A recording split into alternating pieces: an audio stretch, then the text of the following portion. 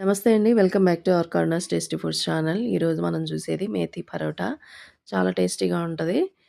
Dinner టైమ్‌లో చాలా light food హెల్తీగా చేసుకోవచ్చు. ఈజీగా అయిపోతది. దీనికి కావాల్సిన ఇంగ్రీడియెంట్స్ 2 పచ్చిమిర్చి, కొంచెం అల్లం ముక్క, వెల్లుల్లి తొక్క తీసి వీటిల్ని దంచి పక్కన పెట్టుకోవాలి. చాలా ఈజీగా చేసేసుకోవచ్చు. ఆకుకూరలు తినని వాళ్ళకి ఆకుకూరలు ఈ విధంగా చపాతీలో కలిపేసి మనం చేసి పెట్టడంతో పిల్లలు గూడా హెల్తీగా ఆకుకూరలు గూడా అలవాటు పడతారు. బావుంటుంది. దీనికి కావాల్సిందల్లా గోధుమ పిండి ఒక కప్పు తీసుకున్నాను. పసుపు, అలాగే కొంచెం కారం, కొంచెం సాల్ట్ వేసుకోవాలి ఫస్టు.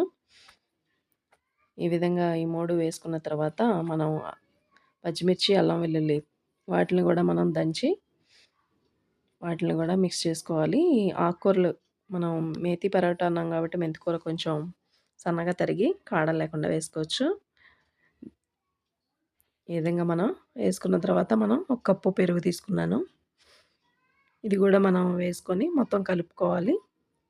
చపాతీ బోరు అనిపించినప్పుడు ఇలా మేథీ పరోటా లేదంటే ఉల్లి పరోటా ఇలా పిల్లలకి ఇష్టమైనట్లుగా మనం చేసి పెడితే గనక చాలా ఇష్టంగా తింటారు.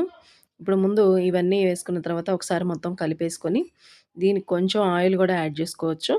చపాతీలు చాలా మెత్తగా వస్తాయి. కాబట్టి మనం ఆయిల్ గూడా వేసుకొని ఒకసారి మొత్తం వీటిల్ని కలిపేసుకోవాలి. నీరు ఉంటుంది కాబట్టి పెరుగులో మొత్తాన్ని ఒకసారి కలుపుకోవాలి. తర్వాత కొద్ది కొద్దిగా వాటర్ యాడ్ చేసుకుంటూ చపాతీ పిండి స్మూత్‌గా కలుపుకోవాలనమాట.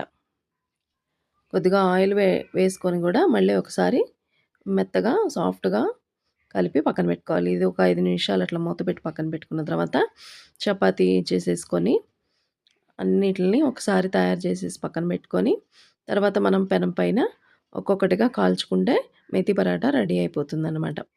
ఇప్పుడు పెనం వేడెక్కాక అన్నీ చేసి పక్కన పెట్టుకున్నాం గదండీ! ఇప్పుడు ఒక్కొక్కటిగా కాల్చుకోవడమే. ఆయిల్ వితౌట్ ఆయిల్ గూడా మనం పరోటాని చేసుకోవచ్చు. చక్కగా మెత్తగా ఉంటాయి. పొంగుతాయి గూడా చక్కగా వస్తాయి. ఇప్పుడు నేను ఆయిల్ వేసి చేస్తున్నాను.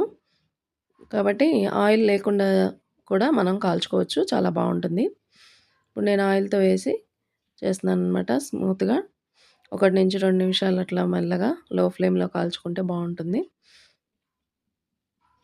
చూసారు గదా! చక్కగా కలర్ గూడా బావుంటుంది.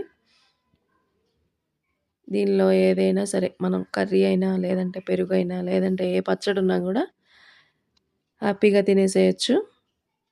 చూసారు గదా! ఇది ఒకటి తర్వాత ఒకటి ఇట్లా వేసుకుంటూ చక్కగా పొంగుతున్నాయి. మనం ఆయిల్ లేకుండా గూడా 1, 2 కాల్చుకోవచ్చనమాట. బావుంటుంది.